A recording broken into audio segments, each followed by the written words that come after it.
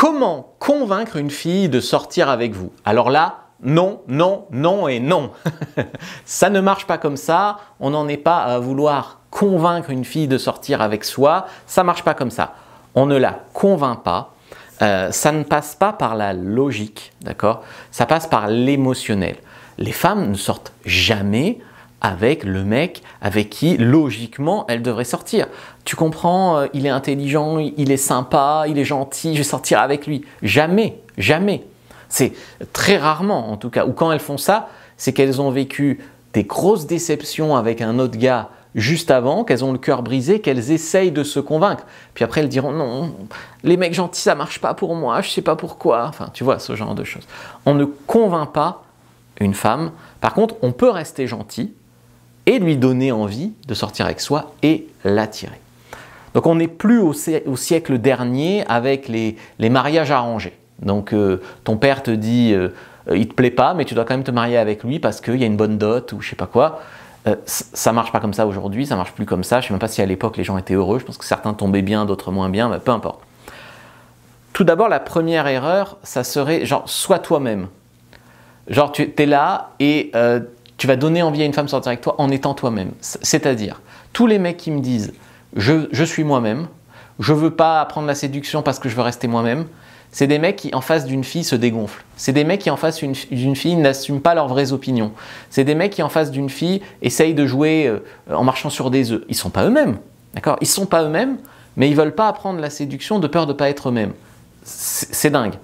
Donc tous les mecs par exemple qui rencontrent une fille et qui disent ouais je vais pas trop la contredire, je vais pas trop la taquiner, je vais pas trop parler de SEXE alors que c'est un sujet qui m'intéresse, mais vous n'êtes pas vous-même. Donc il faut apprendre à être en fait plus vous-même, plus le vrai vous-même, apprendre à assumer vos opinions, apprendre à, si vous êtes taquin ou drôle, apprendre à l'être devant une fille, d'accord? Parce que des fois les mecs ils sont par exemple drôles sur les sites de rencontres et puis en face d'une fille il n'y a plus personne.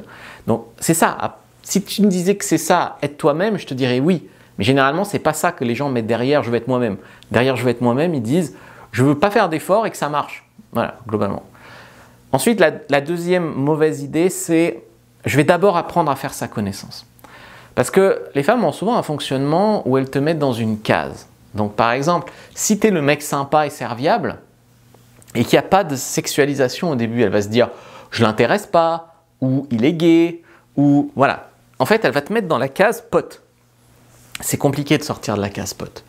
Tandis que si tout de suite tu insuffles du flirt, eh ben, soit tu vas sortir avec elle très vite, soit il y aura toujours quelque chose entre vous et en fait, tu n'es pas vraiment son pote, tu n'es pas dans la friend zone et tu vas pouvoir la choper à un moment.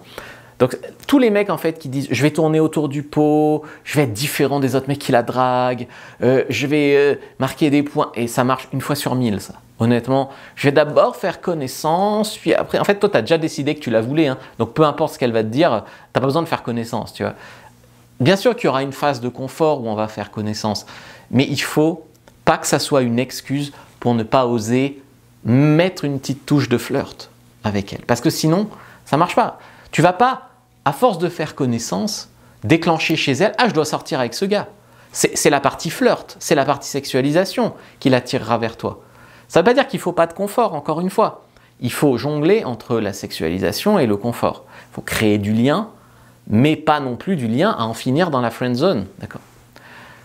Pas non plus, une troisième erreur, je dirais, ça serait, je vais voir une fille et je lui dis « salut, tu veux sortir avec moi ?» Ça marche peut-être aux années collège. Je pense que, enfin pour moi, ça n'a jamais marché. Mais aux années collège, je pense que ça peut marcher avec des gens qui se plaisent de loin et qui sont tout timides. Ça peut aller dans les années collège, peut-être même au début des années lycée. Mais après, ça ne marche plus. Après, les filles, ben, en fait, il y a une part de la séduction qui se joue dans le sous-texte, qui se joue dans le non-dit, qui se joue dans viens chez moi voir mes poissons rouges. Ah, j'adore les poissons rouges. Elle sait très bien pourquoi elle vient chez toi. Mais tout le monde met du flirt et fait semblant et donne des alibis et donne des excuses. Il y a un sous-texte en fait au flirt. D'accord ? Eh bien, on va boire un café, que tous les deux, ça veut dire ce que ça veut dire. D'accord ? Ça, c'est des choses à comprendre. Donc, le « salut, tu veux sortir avec moi ?» bah, passé un certain âge, honnêtement, ça ne marche plus parce que généralement, la fille se dit « ah bon, mais toi, t'étais intéressé ? Mais trop bizarre, mais d'où ça sort ?» Tu vois ? Et presque des fois, t'es leur pote et elles t'en veulent en fait d'avoir envie d'elles après. Parce que, en fait, elles le vivent comme si as fait semblant de rien, tu as menti en fait, tu vois, depuis le début. Et après, elles vont dire, mais on ne peut plus compter sur les garçons, tous ils pensent à ça, nanana, ils en veulent tous qu'à ma culotte. Et voilà. Donc en fait, comment on va faire? La première chose, c'est de créer de l'attirance. Parce que, en fait, les mecs essayent beaucoup par la logique, par la rationalisation, de dire, voilà, si je suis grand, je vais plaire aux filles. Si je suis riche, je vais plaire aux filles. Il y a beaucoup de mecs, par exemple, qui me disent, je vais d'abord créer un business à 10 000 € par mois, puis après, j'aurai toutes les filles que je veux. Non, enfin, moi, je l'ai depuis plusieurs années, ça n'a rien changé avec les filles. Rien. Donc, j'ai pas toutes les mannequins de Suisse qui viennent toquer à ma porte, tu vois. Ça ne change rien, l'argent. À moins d'être Bill Gates, peut-être, mais ça ne change rien à une échelle humaine. En tout cas, voilà. En tout cas, avoir un métier, avoir des passions, avoir un peu des moyens pour être à l'aise, oui. Mais dire j'ai besoin de 10 000 € par mois pour séduire les filles, non. En fait, tu vas voir que tous ces critères, quand tu sais générer de l'attraction, ils sautent par la fenêtre. Une fille peut te dire je veux un homme comme ci, je veux un homme comme ça, je veux un homme blond, je veux un homme... Si tu les écoutes, en fait, tu as autant de critères que de filles. Et si tu veux t'y conformer, des fois même, elles se contredisent. Donc, les mecs qui écoutent les filles, et surtout les youtubeuses filles, pour essayer de comprendre ce qui va leur faire... C'est logique, hein, au début, tu te dis, je vais demander aux filles, comment plaire aux filles, c'est logique. Moi, je suis un gentil garçon, je suis prêt à tout pour leur plaire, donc je vais leur demander, puis je vais le faire. Et puis tu te retrouves à faire le pitre, et en fait, ça marche pas, tu vois. En fait, il faut comprendre que tous les critères de sélection, c'est de la logique. Mais dès que tu crées de l'attraction, il n'y a plus de logique. Elle va sortir avec un mec petit alors qu'elle a dit qu'elle détestait les mecs petits, par exemple. Parce que ce mec sait créer de l'attraction. L'attraction, c'est 80% l'attitude. D'accord? Donc, toi, tu es attiré, ça encore une fois, les hommes ne le comprennent pas parce qu'eux sont attirés à 80% par le physique. C'est-à-dire une fille qui est super jolie, ou même jolie, elle peut, 80% le physique, 20% l'attitude, donc elle peut se comporter comme une pain-bêche. Bah, si elle s'offre à eux, ils iront toujours. D'accord? Ils ne comprennent pas. Donc ils se disent que si une fille est séduite à 80% par le physique, bah, eux, ils vont séduire la fille par leur physique. Mais en fait, c'est une logique qui est fausse, c'est inversé. Chez les femmes, c'est 80% l'attitude et 20% le physique.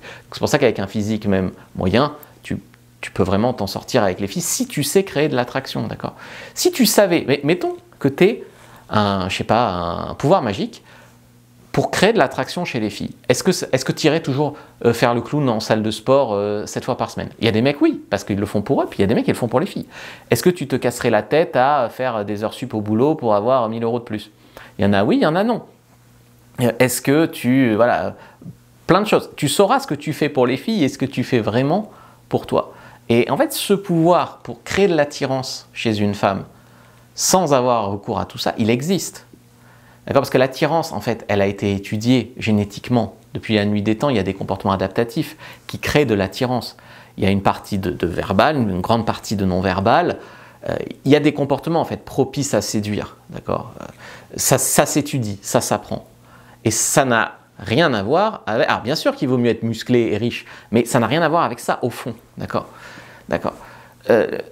Souvent, tu observeras que des femmes font des listes de critères à n'en plus finir, et finissent avec des mecs qui n'ont rien à voir avec ça. Le flirt et donc la sexualisation, ça doit intervenir à ce stade, mais il doit y avoir quand même, au fond, déjà un petit peu d'attirance, d'accord, pour qu'elle accepte la sexualisation. C'est-à-dire que si tu lui plais pas du tout, c'est quand même compliqué. Heureusement, l'action génère aussi de l'attraction. Ça aussi, les mecs comprennent pas bien que, en fait, quand tu es en soirée, par exemple, et que tu fais de l'œil à une fille, elle te regarde, tu la regardes, tu mets 3 heures à aller lui parler. Au bout de 3 heures, elle a perdu une grande partie d'intérêt pour toi. Ou alors un autre mec qui lui plaisait moins est arrivé entre-temps et l'a pécho.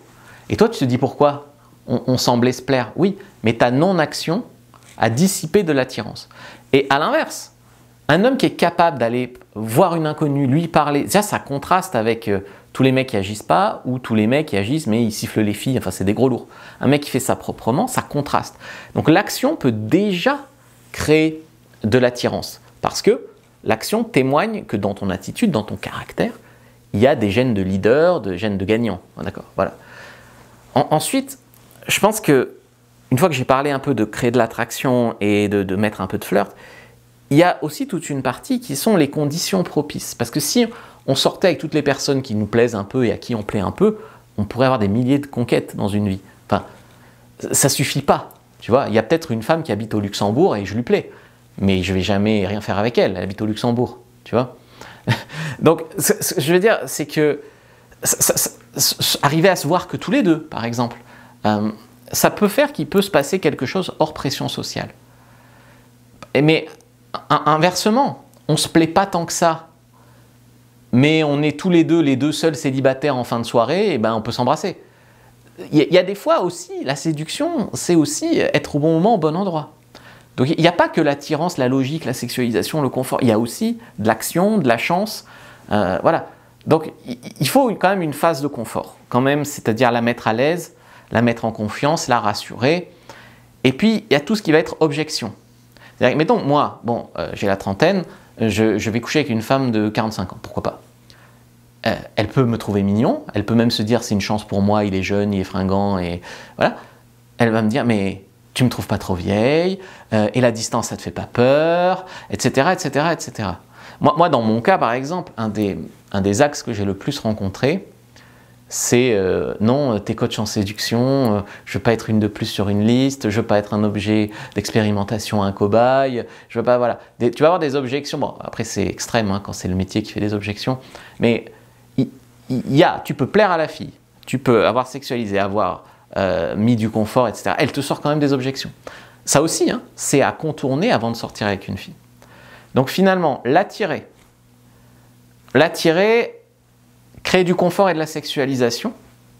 Ensuite, arriver à conclure, donc créer les bonnes conditions pour conclure, notamment souvent l'isolation, bien qu'on puisse conclure en boîte de nuit, comme devant tout le monde, mais je me rappelle encore de cette américaine qui me disait que on ne faisait pas de, je ne sais plus comment elle disait, démonstration d'affection en public, je ne sais pas l'acronyme en anglais, je ne me rappelle plus.